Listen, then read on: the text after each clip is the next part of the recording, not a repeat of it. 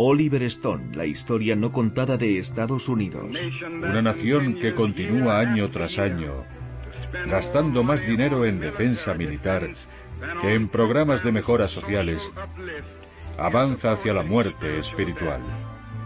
El origen de todos nuestros errores es el miedo. Movidas por el miedo, grandes naciones se han comportado como bestias acorraladas pensando solo en la supervivencia. Todas las naciones y todas las regiones tienen que tomar ahora una decisión. O están con nosotros, o están con los terroristas.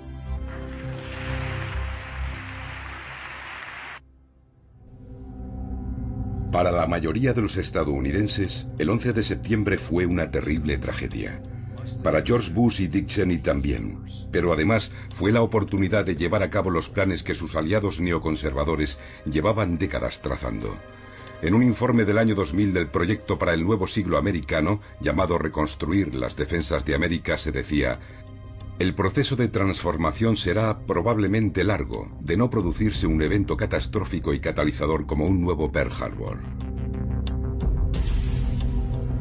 Capítulo 10. Bush y Obama, la era del terror. Al-Qaeda, a su entender, les había dado aquel Pearl Harbor. Y pocos minutos después del ataque, el equipo de Bush entró en acción. Con Bush en Florida, el vicepresidente Cheney y su asesor legal David Addington tomaron el mando, argumentando que el presidente, como comandante en jefe en tiempos de guerra, podía actuar en la práctica fuera de los límites de la ley. El 12 de septiembre, ya con la vista puesta más allá de Al-Qaeda y el grupo de Bin Laden en Afganistán, Bush, de vuelta en Washington, dio instrucciones al director del grupo de antiterrorismo Richard Clark. Averigua si Saddam ha hecho esto, averigua si ha tenido alguna relación. Todo era Irak, Saddam, averígualo y llámame. ¿Y qué le dijeron aquel día el secretario de Defensa Donald Rumsfeld y su adjunto Paul Wolfowitz? Bueno, Donald Rumsfeld, cuando hablamos de bombardear la infraestructura de Al-Qaeda en Afganistán, me dijo: no hay buenos objetivos en Afganistán. Vamos a bombardear Irak. Y le dijimos: pero Irak no tiene nada que ver con esto. Y no pareció darle mucha importancia. De hecho, el 11 de septiembre, Donald Rumsfeld ya había dispuesto planes de ataque contra Irak. A lo grande, dijo: arrasadlo todo, lo que está relacionado y lo que no. Pocos días después, Bush anunció en una sesión conjunta del Congreso que Estados Unidos iba a embarcarse en una guerra global. A partir del día de hoy, toda nación que continúe protegiendo y apoyando el terrorismo será considerada por Estados Unidos como un régimen hostil. Dentro del país se arrestó rápidamente a 1.200 hombres y se detuvo a otros 8.000 para interrogarlos, en su mayoría musulmanes. Bush presentó al Congreso a toda velocidad una ley patriótica de 362 páginas. Los senadores no tuvieron tiempo de leerla y aún menos de discutirla. Solo el senador por Wisconsin, Russ Feingold, votó en contra, insistiendo en que preservar nuestra libertad es una de las principales razones de que estemos metidos en esta nueva guerra contra el terrorismo. Y perderemos esa guerra antes de hacer un solo disparo, si sacrificamos las libertades del pueblo americano. Bush envolvió las deliberaciones de la Casa Blanca en un secretismo sin precedentes, y en el año 2002 dio poderes a la Agencia Nacional de Seguridad para intervenir sin orden judicial líneas de teléfono y correos electrónicos de ciudadanos estadounidenses a gran escala, violando las normas legales establecidas en 1978 como respuesta a los abusos cometidos por los servicios de inteligencia en las décadas anteriores. La administración abrumó a la población con alertas constantes, nuevas normas de seguridad y un sistema de 5 niveles de seguridad representados por colores. En ocasiones este sistema fue manipulado políticamente por Rumsfeld y el fiscal general John Ashcroft, y en 2005 Tom Ridge se vio obligado a dimitir debido a las presiones. Los objetivos terroristas potenciales pasaron de 160 en 2003 a más de 300.000 en los 4 años siguientes. Por extraño que parezca, Indiana estaba a la cabeza con 8.600 objetivos potenciales en 2006. La base de datos nacional incluía zoológicos infantiles, tiendas de donuts, puestos de palomitas, heladerías y el desfile del Día de la Mula en Columbia, Tennessee. La irrealidad de la época siguió acrecentándose. Al principio de la Segunda Guerra Mundial, Franklin Roosevelt había advertido que la guerra cuesta dinero, y eso significa impuestos y bonos y más impuestos. Significa suprimir los lujos y lo que no sea esencial. Pero Bush redujo los impuestos de los poderosos y dijo a los estadounidenses: vuelen y disfruten de los grandes destinos turísticos de Estados Unidos. Llévense a sus familias y disfruten de la vida. Irónicamente, fue el gran adalid de la Guerra Fría, Savignac Brzezinski, quien en 2007 criticaba a Bush. 5 años de casi continuo lavado de cerebro de la nación. ¿Dónde está el líder de Estados Unidos dispuesto a decir, ya basta de histeria, basta de paranoia? Incluso ante futuros ataques terroristas cuya probabilidad es innegable, mostremos algo de sentido común. Seamos fieles a nuestras tradiciones. El terrorismo, insistió una y otra vez, era una táctica, no una ideología, y declarar la guerra una táctica carecía del menor sentido. Tenemos que detener el terror. Llamo a todas las naciones a que hagan todo cuanto puedan por detener a estos asesinos terroristas. Gracias. Y ahora verán qué trae. Pero el verdadero peso de la cruzada global de Bush se sentiría en el extranjero. Menos de un mes después de los ataques terroristas, Estados Unidos invadía Afganistán, aparentemente para destruir a algunos de los islamistas fanáticos que nosotros mismos habíamos ayudado a armar y entrenar para derrotar a los soviéticos 2 décadas atrás. Los críticos de la guerra señalaron después que no había afganos entre los 19 secuestradores del 11 de septiembre, 15 de los cuales eran saudíes, y que los errores de Estados Unidos habían permitido a Osama Bin Laden y otros líderes de Al-Qaeda escapar a Pakistán a principios de diciembre. La CIA sí capturó a miles de sospechosos en Afganistán y otros países. Aunque Estados Unidos siempre había considerado su trato humanitario a los prisioneros de guerra como una prueba de superioridad moral, la administración Bush tachó a los detenidos de combatientes enemigos fuera de la ley. Eliminó las vistas sobre el terreno requeridas y les negó el derecho a las normas de trato a prisioneros establecidas por la Convención de Ginebra en 1949. Cuando otros gobiernos criticaron su proceder, Bush dio marcha atrás con los sospechosos talibanes, pero se negó a cambiar su política respecto a los combatientes de Al-Qaeda. De hecho, dijo: me da igual lo que digan los abogados internacionales, vamos a darles lo suyo. Estados Unidos transportó en aviones a un número indeterminado de detenidos a agujeros negros en países como Tailandia, Polonia, Rumanía o Marruecos, donde se practicaban la tortura y otras técnicas duras de interrogatorio. Cientos de detenidos más fueron recluidos en la base naval estadounidense de la bahía de Guantánamo, en Cuba. En mayo de 2003, había en esta prisión aproximadamente 680 hombres de edades comprendidas entre los 13 y los 98 años. Solo un 5% habían sido capturados por tropas americanas. Más de un 80% habían sido entregados, a menudo a cambio de recompensas, por una combinación de milicias de los señores de la guerra afganos y cazarrecompensas afganos y pakistaníes. Según fuentes del gobierno, solo un 8% eran combatientes de Al-Qaeda. 600 han sido liberados, 6 condenados y según el gobierno 9 han muerto, casi todos ellos por suicidio. En 2012, 166 hombres de más de 20 países seguían presos en Guantánamo. La administración Bush recomendó a la CIA el empleo de 10 métodos de interrogatorio avanzados, producto de décadas de investigación sobre la tortura perfeccionados por aliados de países extranjeros.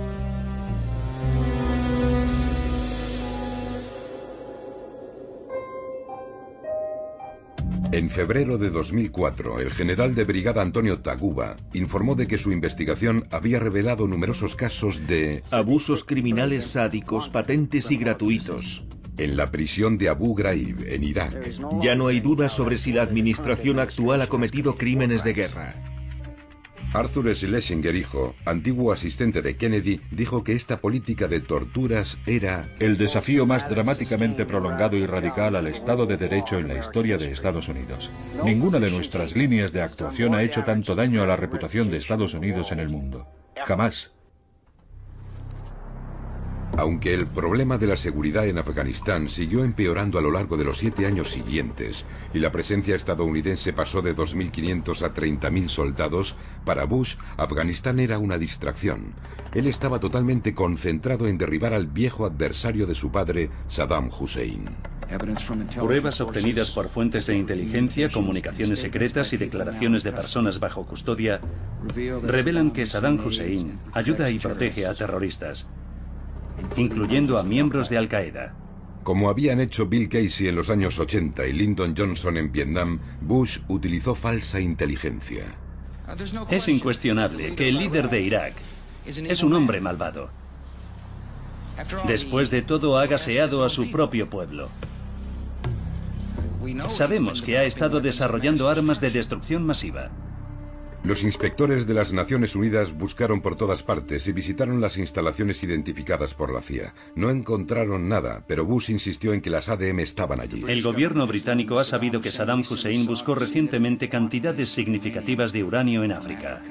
Bush dijo a Bob Woodward, del Washington Post, en aquella época: no tengo que explicar por qué digo las cosas.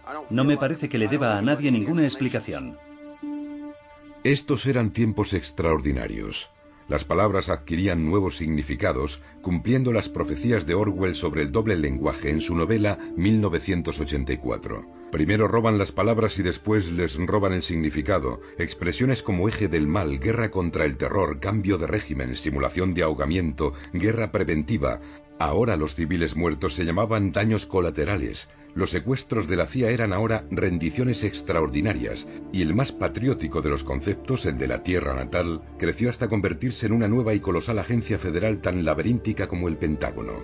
En el siglo XVIII, el filósofo francés Voltaire observó: aquellos que pueden hacerte creer absurdos pueden hacerte cometer atrocidades.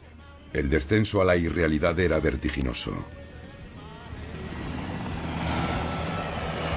Black Hawk derribado. Otra popular película nominada al Oscar, estrenada a finales de 2001, glorificaba el heroísmo y la tecnología americana en la Somalia de los años 90.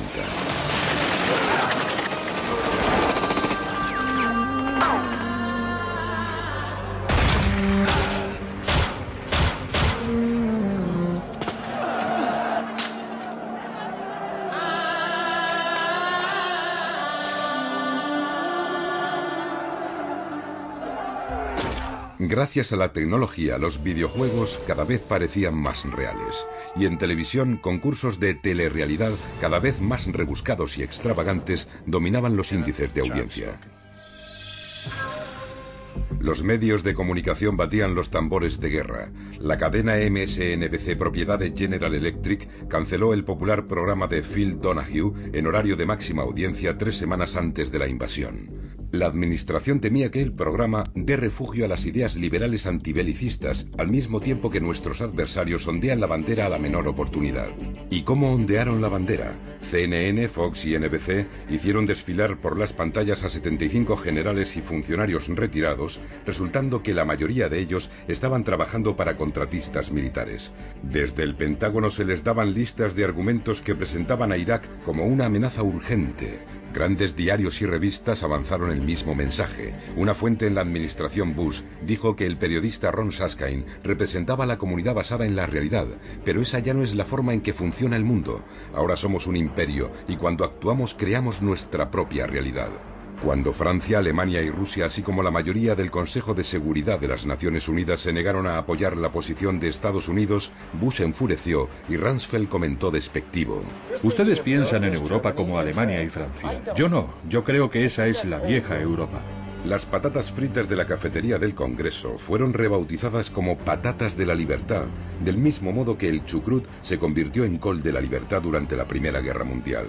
Bush expuso su nueva estrategia en un discurso a los cadetes de West Point en junio de 2002. Tenemos que ganar la batalla al enemigo, frustrar sus planes y enfrentarnos a las peores amenazas antes de que emerjan. Estados Unidos iba a actuar unilateral y preventivamente para derribar cualquier gobierno que considerase una amenaza para su seguridad. Cheney había declarado: si hay una posibilidad entre 100 de que científicos pakistaníes estén ayudando a Al-Qaeda a desarrollar un arma nuclear, tenemos que responder como si se tratara de una certeza. En el mundo en el que hemos entrado, el único camino a la seguridad es el camino de la acción. Y esta nación va a actuar. 60 países pasaron a engrosar la lista de posibles objetivos de Bush, mientras el presidente llamaba a la cruzada moral diciendo que Estados Unidos debía defender la libertad y la justicia, porque esos principios eran correctos y válidos para todos los pueblos de todo el mundo.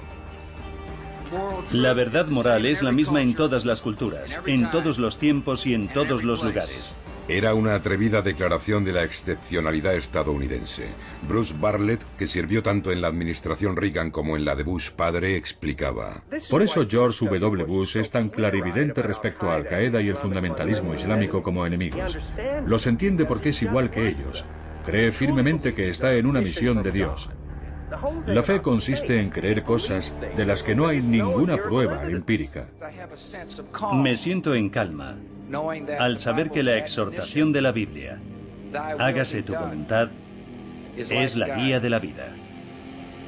A principios de octubre de 2002, el Congreso concedió poderes a Bush para declarar la guerra a Irak bajo su única autoridad y cuando lo considerase apropiado, y a emplear cualquier tipo de medios, incluidas las armas nucleares, si le parecía necesario.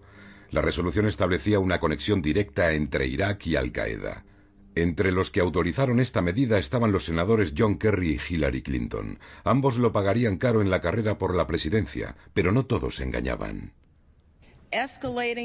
La escalada de esta guerra y la expansión de esta guerra no hacen nada por nuestra seguridad nacional. Nos ponen en un riesgo aún mayor. Irak no era un refugio de terroristas como es ahora. Una vez más, entre Irak, Saddam Hussein y Al-Qaeda no había ninguna conexión. Y tenemos que aclarar ese punto para que el pueblo americano sepa la verdad. Millones de manifestantes inundaron las calles en todo el mundo. 3 millones en Roma, 1 millón en Londres, cientos de miles en Nueva York. La revista Time encuestó a varios cientos de miles de europeos. Un 84% pensaba que Estados Unidos era la mayor amenaza para la paz. Un 8% creía que era Irak. Bush envió al secretario de Estado Colin Powell, el miembro más respetado de su administración, a las Naciones Unidas para defender la guerra. Le dijo a Powell: puede que a ti te crean. Saddam Hussein está decidido a tener en sus manos una bomba nuclear. Powell habló durante 75 minutos. Fue una intervención completamente vergonzosa que se apoyó en inteligencia falsa y que más adelante Powell describiría como un punto bajo de su carrera. Pero aunque su discurso fracasó en el extranjero, tuvo el impacto deseado en la opinión pública estadounidense. El apoyo a la guerra aumentó de un 50 a un 63%. El Washington Post afirmó que las pruebas de la existencia de ADM eran irrefutables. Estados Unidos, sin una resolución del Consejo de Seguridad, avanzaba inexorablemente hacia la guerra. Pero la verdad era aún más siniestra. Para Bush, Irak solo era el aperitivo. Después de devorar Irak, los neoconservadores tenían los ojos puestos en el plato principal. Responsables del Pentágono preveían una campaña de 5 años con un total de 7 países como objetivos. Después de Irak vendrían Siria, Líbano, Libia, Somalia, Sudán y el premio gordo, Irán. Era una guerra que reconfiguraría el mundo al gusto de los neoconservadores. Se hablaba cada vez más de imperio. La portada del dominical del New York Times del 5 de enero de 2003 rezaba: «El imperio americano vaya acostumbrándose». Bush era obviamente un hombre con una visión del mundo atrevida. En su juventud había mostrado su lado transgresor. Ahora iba a superar a su sobresaliente padre yendo más allá de las leyes de las naciones. La guerra de 8 años dio la razón a los que vaticinaban un desastre. La sociedad iraquí quedó hecha pedazos. Igual que Vietnam, pervirtió a Estados Unidos polarizándolo aún más, mientras los costos y las víctimas aumentaban en ambos bandos. Y a pesar de todo, Bush ganó las elecciones de 2004 con una llamada sin rodeos a redoblar el fervor patriótico. En 2008, cuando Bush dejó el cargo con los índices de popularidad más bajos desde Harry Truman, había fracasado rotundamente en 2 guerras, así como en el auxilio federal a Nueva Orleans tras el huracán Katrina. Lo más importante a ojos de la opinión pública era que había gestionado mal la economía del país, que estuvo a punto de hundirse en 2008, poniendo la presidencia en manos de los demócratas. Su sucesor, Barack Hussein Obama, hijo de padre negro keniano, y madre blanca de Kansas, criado en Indonesia y Hawái, se convirtió a los 47 años en presidente de los Estados Unidos, reavivando grandes esperanzas de cambio. Sus palabras y su actitud representaban el otro lado de Estados Unidos, constitucional, humanista, global, medioambiental. Obama se había manifestado en contra de la guerra de Irak. A lo que me opongo es a una guerra estúpida. Financiado por una multitud de pequeños contribuyentes a través de Internet, venció por sorpresa a la sólidamente financiada favorita del partido, Hillary Clinton, en las primarias. Ahora se enfrentaba a un exmilitar, el conservador John McCain, en las elecciones presidenciales. El viento soplaba a favor de Obama. Quizá desde los tiempos de Roosevelt a principios de los años 30 no se había visto una ira popular tan intensa contra Wall Street y las guerras innecesarias del imperio. Pero entonces ocurrió algo inesperado. Obama incumplió una promesa hecha anteriormente y se convirtió en el primer candidato a unas elecciones presidenciales que rechazó la financiación pública a favor de la financiación privada sin límites. McCain, que optó por la alternativa pública, se vio sobrepasado en gasto en un 100%. En este periodo Obama se volvió discretamente hacia grandes financiadores de Wall Street con profundos bolsillos como JP Morgan, Goldman Sachs y Citigroup, así como a General Electric y otros contratistas de defensa, gigantes informáticos y grandes compañías farmacéuticas que después de años apoyando a los republicanos dieron a Obama 3 veces más que a McCain. Pocos partidarios de Obama protestaron en aquel momento. Su victoria en las elecciones fue aplaudida en todo el mundo. Habían surgido unos nuevos Estados Unidos. Aunque los conservadores tacharon absurdamente a Obama de socialista, al final el gran ganador de las elecciones resultó ser Wall Street. Obama recuperó al mismo equipo económico que durante el mandato de Clinton tanto había hecho por la desregulación de la economía. El New York Times se refirió a ellos como una constelación de rubinitas, acólitos del secretario del Tesoro más poderoso de las últimas décadas, Robert Rubin. Después de estar a punto de hundir la economía mundial con espectaculares innovaciones en apalancamientos y especulación, varios gigantes bancarios, compañías de seguros y prestamistas hipotecarios, tras profetizar el colapso de la economía global si ellos quebraban, en otras palabras, eran demasiado grandes para caer, aceptaron encantados un rescate de 700.000 millones de dólares en condiciones muy ventajosas. Además, el Consejo de la Reserva Federal rebajó a los bancos el tipo de interés a un 0%. Llegó a ser casi antipatriótico en aquel momento cuestionar lo acertado de esos rescates financieros, pero había quienes se preguntaban si no se podía simplemente dejar quebrar las entidades financieras más enfermas. ¿No se podía hacer que estos gigantes se enfrentasen al valor de mercado real de sus activos tóxicos? La opinión pública clamaba venganza. Era uno de esos momentos en la trastienda de la depresión como los que había ilustrado Frank Capra. You sit there back of your big cigars and think of deliberately killing an idea that's made millions of people a little bit happier. An idea that's brought thousands of them here from all over the country, by bus and by freight and jalopies and on foot, so they could pass on to each other their own simple little experiences. Why, look, I'm just a mug and I know it, but I'm beginning to understand a lot of things. Why, your type's as old as history. If you can't lay your dirty fingers on a decent idea and twist it and squeeze it and stuff it into your own pocket, you slap it down. Like dogs, if you can't eat something, you bury it. El expresidente de la Reserva Federal, Paul Volcker, urgió a Obama a actuar. Ahora mismo, mientras tiene la oportunidad y ellos el pecho descubierto, tiene que clavar una lanza en el corazón de todos esos tipos de Wall Street, que desde hace años no son más que comerciantes de deuda. Pero eso no ocurrió. El rescate fue aprobado a la fuerza por un Congreso presa del pánico y los medios lo aplaudieron. El Tesoro no hizo ninguna exigencia inmediata a los banqueros de que dedicaran ese dinero a nuevos créditos para empresas o ciudadanos, ni siquiera de que recortasen sus compensaciones personales. Y tampoco exigió que los accionistas o titulares de bonos asumieran parte de sus pérdidas. Los contribuyentes pagarían el rescate ellos solos. Con el tiempo, los grandes perjudicados serían trabajadores, pensionistas, ancianos con ahorros, propietarios de viviendas, estudiantes con créditos y todos aquellos, sobre todo afroamericanos, que perdieron su trabajo por un creciente problema estructural de desempleo. Para muchos simplemente desapareció una breve oportunidad de cumplir el proverbial sueño americano, ser parte de la clase media. El mito de la movilidad social se derrumbó. Los banqueros o banksters, como se los bautizó durante la Gran Depresión de los años 30, Habían hablado de reducciones voluntarias, pero recibieron unas compensaciones personales récord durante los 2 años siguientes, mientras en 2010 los directores ejecutivos ganaban en Gran Bretaña y Canadá 20 veces más que el empleado medio y en Japón 11 veces más, en Estados Unidos ganaban 343 veces más que el empleado medio. El número de milmillonarios pasó de 13 en 1985 a 450 en 2008, mientras el salario mínimo se mantuvo en $5,15 la hora desde 1997 a 2007. El índice de pobreza era el más elevado desde los años 60.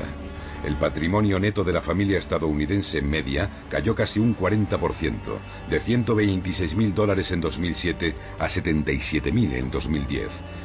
En 2011 el 1% más rico tenía más dinero que el 90% más pobre. La rabia popular se catalizó en el movimiento Occupy Wall Street, un tipo de protesta que no se había visto desde los años 30. El derechista Tea Party expresó un tipo de ira diferente, alimentada por grupos de presión política como Americanos por la Prosperidad, financiado en gran medida por los hermanos milmillonarios conservadores Charles y David Koch.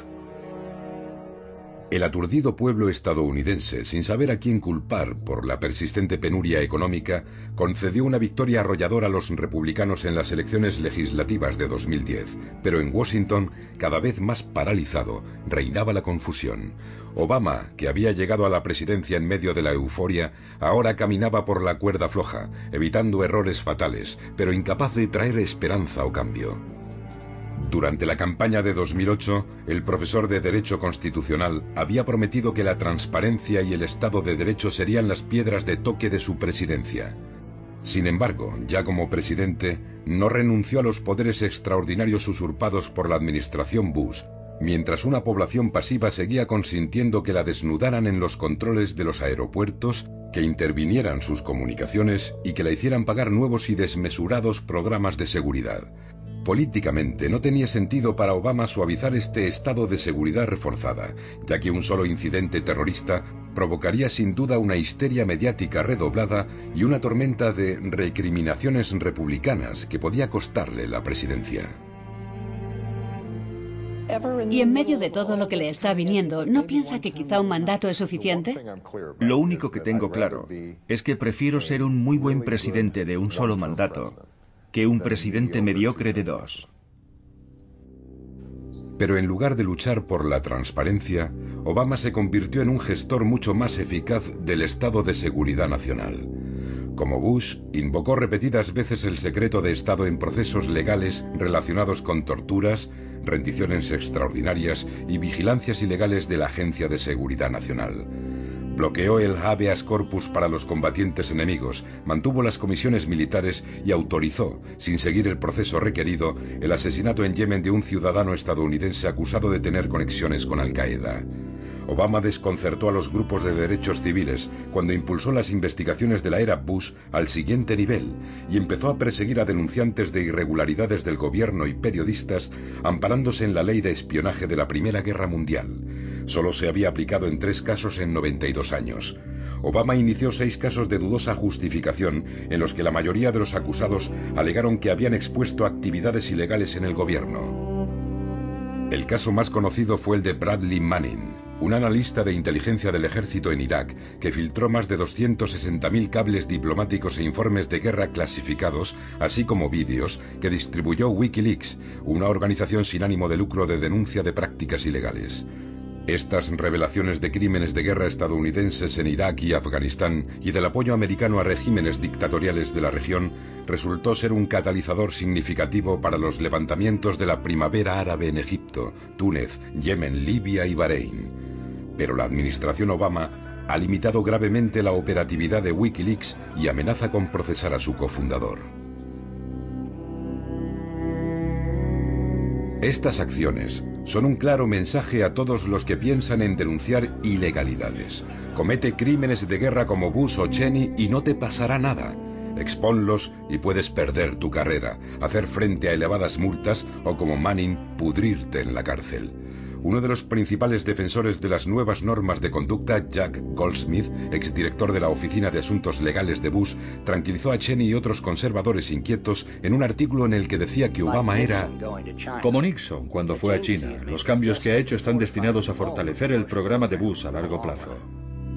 Era un nuevo mundo en la sombra. En 2010 el Washington Post lo llamó una geografía alternativa de Estados Unidos, una América de alto secreto oculta a los ojos del público. Casi 1,5 millones de personas tenían permisos de alta seguridad. Existían más de 3.000 organizaciones de seguridad gubernamentales y privadas. La Agencia de Seguridad Nacional interceptaba y almacenaba cada día 1.700 millones de correos electrónicos y comunicaciones. El comentarista político y abogado constitucionalista Glenn Greenwald describió mejor que nadie este cambio verdaderamente radical de nuestro mundo cuando escribió: el núcleo de las garantías de la justicia occidental desde la Carta Magna estaba codificado en Estados Unidos en la Quinta Enmienda a la Constitución. No se privará a persona alguna de la vida, la libertad o la propiedad sin el debido proceso legal. Bien podría haber añadido la Cuarta Enmienda a la Constitución, el derecho a la intimidad y a la protección contra pesquisas o aprehensiones arbitrarias. Sin el debido proceso legal, ni el derecho a la privacidad, en esencia todos estamos viviendo a merced del estado de la vigilancia, y todo ello en el nombre de la defensa ante una amenaza terrorista desproporcionadamente exagerada. La política exterior de Obama parecía más razonable que la de Bush. Repudiaba el unilateralismo y la política de ataque preventivo que tanto había indignado a la opinión pública internacional. Pero el objetivo, conseguir el dominio global de Estados Unidos, difería muy poco, e incluso los medios eran decepcionantemente similares. En 2011, el antiguo director de la Agencia Nacional de Seguridad y la CIA de Bush, el general Michael Hayden, se complacía en la poderosa continuidad entre dos presidentes enormemente diferentes, diciendo que los estadounidenses han encontrado una cómoda línea de centro por la que aceptan lo que está haciendo su gobierno. Él lo llamaba un consenso práctico. Dada su falta de experiencia en política internacional, Obama se rodeó de asesores duros. Entre ellos, un remanente de la era Bush, el secretario de Defensa Robert Gates, un radical de la CIA de Bill Casey de los años 80. Hillary Clinton, como secretaria de Estado, era igualmente dura. En uno de sus primeros discursos, presentó una versión de la historia de Estados Unidos saturada de franco-triunfalismo y amnesia histórica. Así que lo diré claramente. Estados Unidos puede ser, debe ser y será el líder en este nuevo siglo. La Tercera Guerra Mundial que tantos temían no llegó, y muchos millones de personas han salido de la pobreza y han ejercido sus derechos humanos por primera vez. Estos han sido los beneficios de la arquitectura global forjada a lo largo de muchos años por líderes americanos de ambos partidos políticos. Sería difícil encontrar a los millones de muertos en las muchas décadas de injerencia americana en sus países y preguntarles su opinión. Los pueblos de Hiroshima y Nagasaki, Filipinas, Centroamérica, Grecia, Irán, Brasil, Cuba, el Congo, Indonesia, Vietnam, Camboya, Laos, Chile, Timor Oriental, Irak y Afganistán, entre otros. En Afganistán, Obama superó a Bush al calificarla de una guerra de necesidad. Cuando a finales de 2009 le presionaron para que enviara más tropas, se resistió. Un asesor militar le dijo entonces: no sé cómo va a desafiar a la cadena militar, dando a entender que el alto mando podría dimitir como señal de protesta.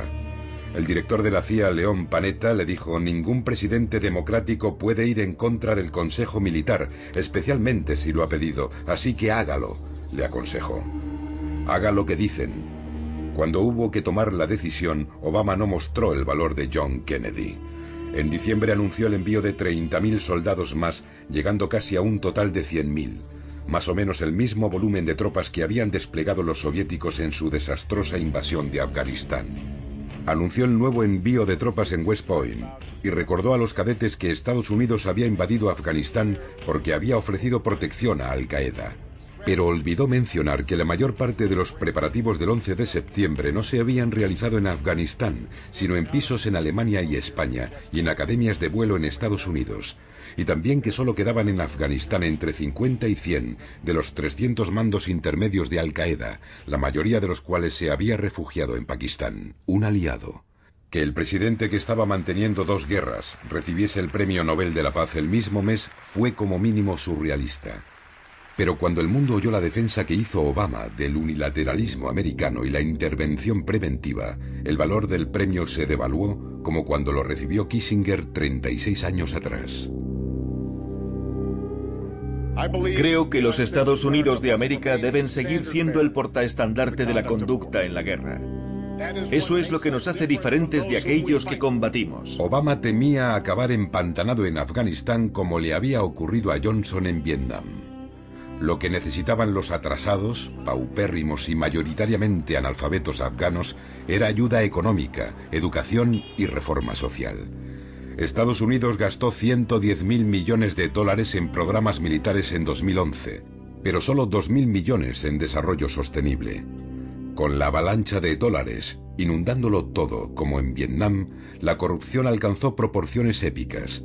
La desconfianza entre los supuestos aliados de la OTAN y afganos era absoluta. El presidente Hamid Karzai, apoyado por Estados Unidos, declaró que apoyaría a Pakistán si declaraba la guerra a Estados Unidos. En 2012, soldados y policías afganos estaban matando a soldados americanos con tanta asiduidad que cada vez había que mantener más separadas a las tropas. Mientras tanto, las consumidas y desmoralizadas tropas americanas abandonaron Irak en diciembre de 2011. Cerca de 4.500 soldados estadounidenses no volvieron. Más de 32.000 resultaron heridos, muchos de gravedad. De los iraquíes se han calculado entre 150.000 y más de 1 millón de víctimas mortales. 2 millones huyeron del país. La ironía era exquisita. Al deponer al suní Saddam Hussein, Estados Unidos había convertido al nuevo Irak, dominado por los chiíes, en un valioso aliado de Irán, que acabó siendo el mayor ganador de la guerra. Los técnicos de Bush habían calculado que la guerra de Irak costaría entre 50.000 y 60.000 millones de dólares. Rumsfeld había dicho que hablar de cifras por encima de los 100.000 millones era ridículo. En 2008, cuando Bush dejó el cargo, Estados Unidos había gastado en la guerra 700.000 millones de dólares, sin incluir la atención a largo plazo a los veteranos. Los economistas calculan que el costo total podría alcanzar los 3 billones. Obama dio la bienvenida a las tropas en Fort Bragg, Carolina del Norte, dando a la guerra un final tan indecoroso como su inicio. Pero dejamos atrás un Irak soberano, estable y autosuficiente. A diferencia de los viejos imperios, nosotros no hacemos estos sacrificios por territorios o recursos, sino porque es lo correcto. No olvidéis nunca que formáis parte de un linaje ininterrumpido de héroes que se extiende a lo largo de 2 siglos, que se enfrentaron y vencieron al fascismo y al comunismo, y que han hecho justicia con los que nos atacaron el 11 de septiembre. Así sancionaba una vez más la mentira de Bush sobre la conexión entre Irak y el 11 de septiembre. Apenas acababan de salir de su boca aquellas palabras cuando Irak se vio sacudido por una nueva cadena de brutales atentados suicidas. A día de hoy, Irak sigue debatiéndose al borde de la guerra civil. Entre los críticos más feroces de las 2 guerras estaban los alcaldes estadounidenses que se reunieron en Baltimore en junio de 2011 y pidieron que se dedicaran 126.000 millones de dólares de lo que se ahorraría con el fin de estas guerras a la reconstrucción de las ciudades del país. El alcalde de Los Ángeles declaró: que vayamos a construir puentes en Bagdad y en Kandahar y no en Baltimore o en Kansas City me deja absolutamente atónito. El pueblo estadounidense, embotado por estas guerras, tuvo un solo momento de júbilo en todo aquel extraño miasma en mayo de 2011.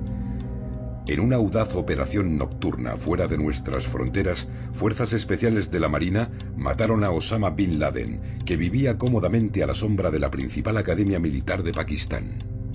En medio de la euforia provocada en Estados Unidos por el ataque y las alabanzas a la efectividad y el poder de los SEALs, que habían ejecutado a Bin Laden al más puro estilo justiciero y habían arrojado su cuerpo al mar, se creó un nuevo perfil para Obama. A diferencia de Bush, era un presidente de guerra eficaz que emplearía los medios necesarios para acabar con el enemigo. De hecho, era un lobo con piel de cordero. Después de un tiroteo, mataron a Osama Bin Laden y se hicieron cargo de su cuerpo. Una aplaudida película llegaba a insinuar que la tortura había sido efectiva para encontrar a Bin Laden, aunque en realidad fue la labor policial y de espionaje la que había llevado a su localización después de casi 10 años.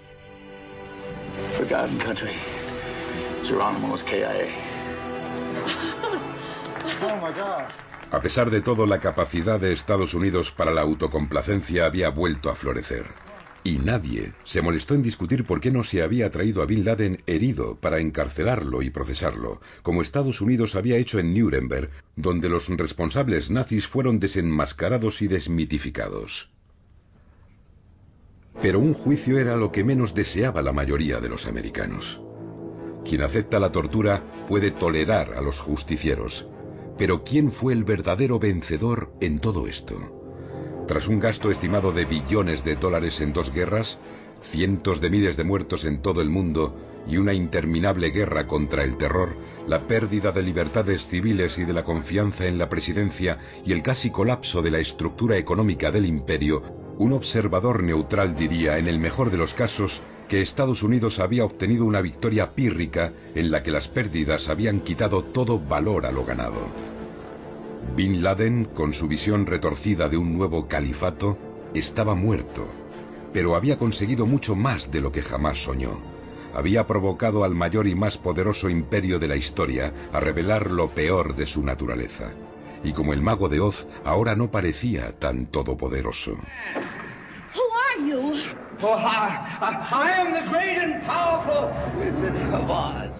El martirio de Bin Laden a ojos de sus seguidores le hacía merecedor de un lugar en los libros de historia como un catalizador que debilitó y quizá ayudó a destruir el viejo orden mundial.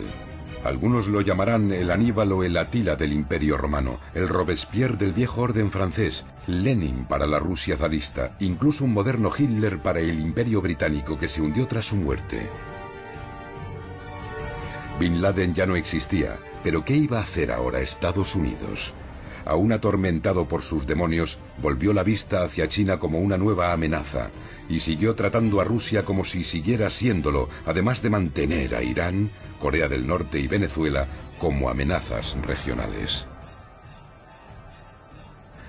En busca de una forma más eficiente e higiénica de hacer la guerra, en 2012 Obama anunció un recorte de un 14% en la fuerza numérica de infantería que se compensaría con un creciente énfasis en el espacio exterior y el ciberespacio.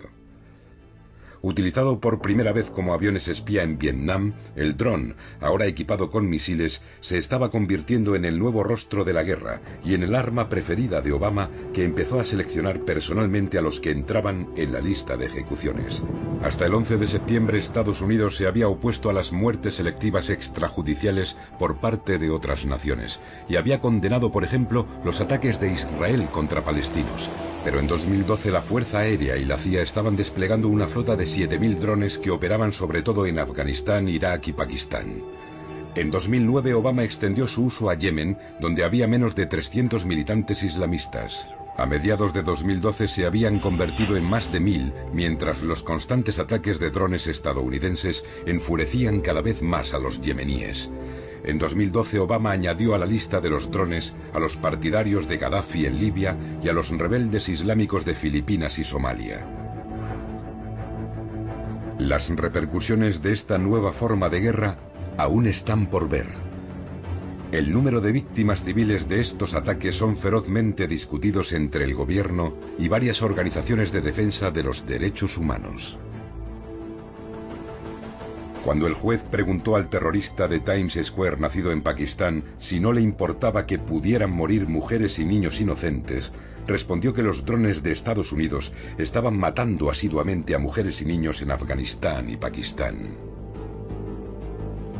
Se había descubierto el pastel y en 2012 más de 50 países, unos amigos, otros hostiles a Estados Unidos, habían comprado drones. Israel, Rusia, India e Irán declaraban haber fabricado ya aparatos con capacidad de ataque. Pero el programa más dinámico era el de China. como con la bomba nuclear, había comenzado una nueva carrera armamentista. Bush había continuado con el establecimiento de bases de la OTAN cada vez más cerca de Rusia, rompiendo así la promesa hecha por su padre a Gorbachov. Obama expandió la OTAN a Albania y Croacia. Y a pesar de haber abandonado 500 bases en Irak, la administración Obama, además de unas 6.000 bases en Estados Unidos, mantiene cerca de 1.000 más repartidas por todo el planeta. A finales de 2007, Estados Unidos tenía presencia militar, según el profesor de Stanford, Chalmers Johnson, en 151 de los 192 países miembros de las Naciones Unidas.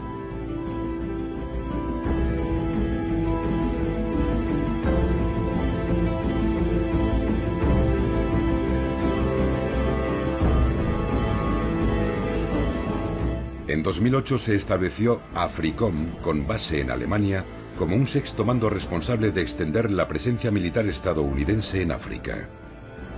SOUTHCOM, con base en Miami, se reorganizó en 2010 para incrementar la presencia militar en Latinoamérica, con bases y sistemas de vigilancia, programas antidroga y de contrainsurgencia para intervenir en manifestaciones de populismo radical, como se consideraba el caso de Venezuela. La Cuarta Flota se reactivó en 2008 por primera vez desde la Segunda Guerra Mundial. Ahora la Marina tiene 10 grupos de combate con portaaviones patrullando aguas internacionales. La Marina de Estados Unidos, una fuerza global para el bien. En 2011 Estados Unidos acaparó nada menos que el 78% de las ventas de armas en todo el mundo. Durante los años de Bush, el gasto del Pentágono se duplicó con creces hasta alcanzar los 700.000 millones de dólares. Aunque el presupuesto real del Pentágono se desdibuja entre funciones secretas y diferentes departamentos del gobierno, según el proyecto de prioridades nacionales en 2010, Estados Unidos gastó 1,2 de sus 3 billones de dólares de presupuesto anual en el ejército, servicios de inteligencia y seguridad nacional. Un dominio de amplio espectro de la tierra, el mar, el aire, el espacio y el ciberespacio. En noviembre de 2011, la secretaria de Estado Hillary Clinton lanzó el guante a China al escribir: mientras la guerra en Irak toca a su fin y Estados Unidos empieza a retirar sus fuerzas de Afganistán, nuestra nación se encuentra en un punto crucial.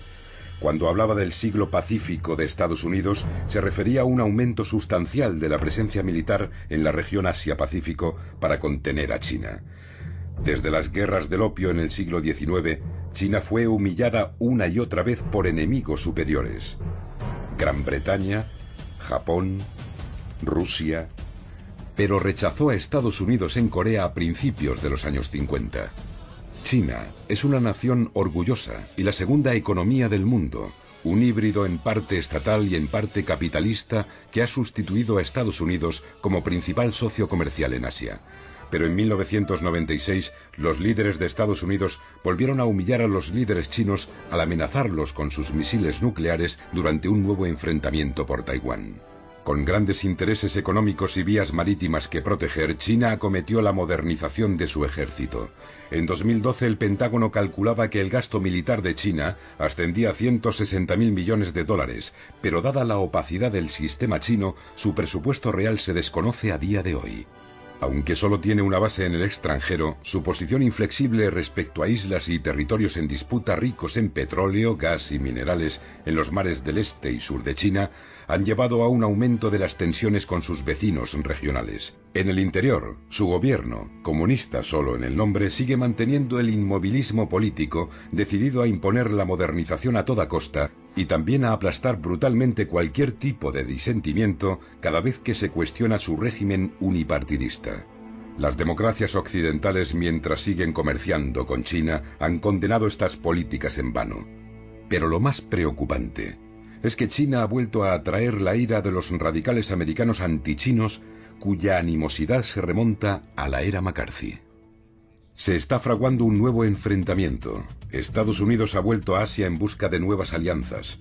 Está reorganizando su flota y ha desplegado sus aviones de guerra más modernos en bases a distancia de ataque de China para 2017. Ha fortalecido sus alianzas militares con vecinos de China, sobre todo con Japón, Corea del Sur, Taiwán y Filipinas, y ha enviado 2.500 marines a Australia. Es el primer incremento de tropas a largo plazo en Asia desde Vietnam. Las ventas de 12.000 millones de dólares en armas de la administración Obama a Taiwán en 2010 y 2011 enfurecieron profundamente a los chinos, que han acusado a Estados Unidos de intentar rodearlos. El miedo de otros países a Estados Unidos no se debe subestimar. Como reconocía el fallecido politólogo conservador Samuel Huntington en 1996, Occidente ganó la guerra no por la superioridad de sus ideas, valores o religión, sino por su superioridad en la aplicación de la violencia organizada. Los occidentales a menudo olvidan este hecho. Los no occidentales nunca lo han olvidado.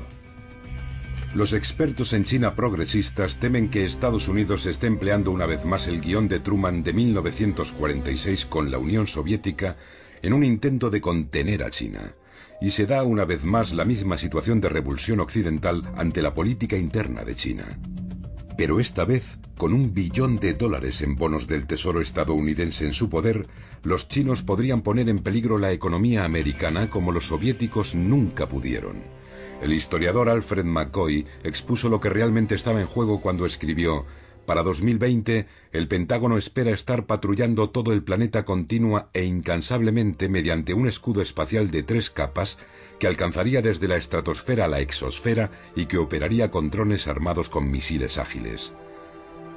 Ese triple escudo debería ser capaz de cegar a todo un ejército bloqueando las comunicaciones terrestres y los sistemas electrónicos de aviones y barcos. Pero como advierte McCoy, el espejismo de la invencibilidad tecnológica y del dominio total de la información ha fallado a naciones arrogantes en el pasado, como atestiguan los casos de Alemania en la Segunda Guerra Mundial y de Estados Unidos en Vietnam. Con trágica ironía, McCoy nos recuerda que el derecho de veto de letalidad global americano podría ser un nivelador ante una posible nueva pérdida de poder económico, y que el destino de Estados Unidos bien podría estar determinado por aquello que ocurra primero en este ciclo de un siglo. Un desastre militar causado por la ilusión del dominio de la tecnología, o un nuevo régimen tecnológico lo bastante poderoso para perpetuar el dominio global de Estados Unidos.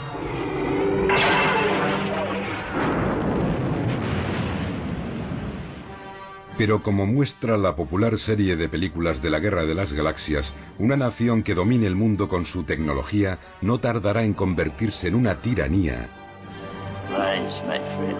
que será odiada por aquellos a los que tiraniza. China puede ser el primer nuevo imperio que surja en este mundo nuclearmente armado. Pero un imperio a la imagen de las versiones estadounidense o británica sería un desastre. El gran egocentrismo de los Han no sería mejor que el excepcionalismo americano. El exalto cargo de defensa Joseph Nye recordó que la incapacidad de las potencias dominantes de integrar a los poderes en ascensión de Alemania y Japón en el sistema global del siglo XX resultó en 2 catastróficas guerras mundiales.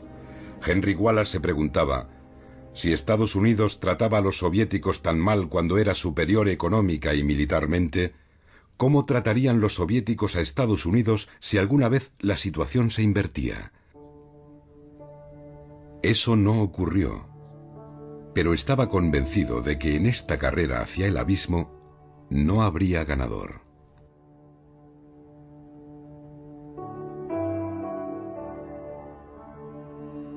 Según llegamos al final de esta serie, deberíamos preguntarnos con humildad, mirando atrás al siglo americano: ¿hemos actuado sabia y humanamente en nuestras relaciones con el resto del mundo? Un mundo en el que unos cientos, o 1000, o un par de miles de personas tienen más que los 3.000 millones más pobres. ¿Hemos hecho bien al erigirnos en la policía del planeta? ¿Hemos sido una fuerza a favor del bien, de la comprensión, de la paz? Tenemos que mirarnos al espejo. Quizá en nuestra autocomplacencia nos hemos convertido en los guardianes de nuestra propia desesperación. La pretensión de la victoria en la Segunda Guerra Mundial y la justificación del lanzamiento de la bomba atómica en Japón, aunque iba dirigida a la Unión Soviética, fueron los mitos fundadores de nuestra hegemonía en nuestro estado de seguridad nacional. Y las élites de la nación se han beneficiado de ello. La bomba nos ha permitido ganar a cualquier precio, lo que hace que, dado que ganamos, tengamos razón. Y dado que tenemos razón, somos buenos. Bajo estas condiciones, no hay otra moralidad que la nuestra. Como dijo la secretaria de Estado Madeleine Albright, si tenemos que usar la fuerza es porque somos Estados Unidos, somos la nación indispensable. Porque podemos amenazar, y hemos amenazado a la humanidad con la bomba, nuestros errores quedan perdonados y nuestras crueldades justificadas como aberraciones cometidas con buena intención. Pero la dominación no es duradera. 5 grandes imperios cayeron a lo largo de la vida de una persona nacida antes de la Segunda Guerra Mundial. El británico, el francés, el alemán, el japonés y el soviético. Y 3 más a principios del siglo XX, el imperio ruso, el austrohúngaro y el otomano. Si la historia es un barómetro, la dominación de Estados Unidos también acabará.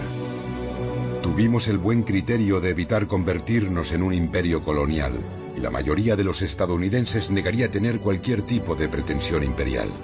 Quizá por eso nos aferramos con tanta tenacidad al mito de la excepcionalidad americana, de la singularidad, la benevolencia, la generosidad americana. Puede que en esa quimera se encuentre la semilla de la redención americana, la esperanza de que Estados Unidos haga realidad esa visión que pareció estar al alcance de la mano en 1944, cuando Henry Wallace estuvo a punto de ser presidente, o en 1953 cuando murió Stalin y había un nuevo presidente en la Casa Blanca, o con JFK y Khrushchev en 1963, o con Bush y Gorbachev en el 89, o con Obama en 2008. La historia nos ha mostrado que la trayectoria de la bola podría haber sido diferente. Estas oportunidades volverán a presentarse de diferentes formas. ¿Estaremos preparados? Me viene a la memoria el telegrama que envió Franklin Roosevelt a Churchill el último día de su vida. Yo minimizaría el problema soviético todo lo posible, porque estos problemas, de una forma u otra, parecen surgir todos los días, y la mayoría se resuelven. Llevando calma a las situaciones de tensión, dejando que ocurran las cosas sin reaccionar exageradamente, intentando ver el mundo a través de los ojos de nuestros adversarios.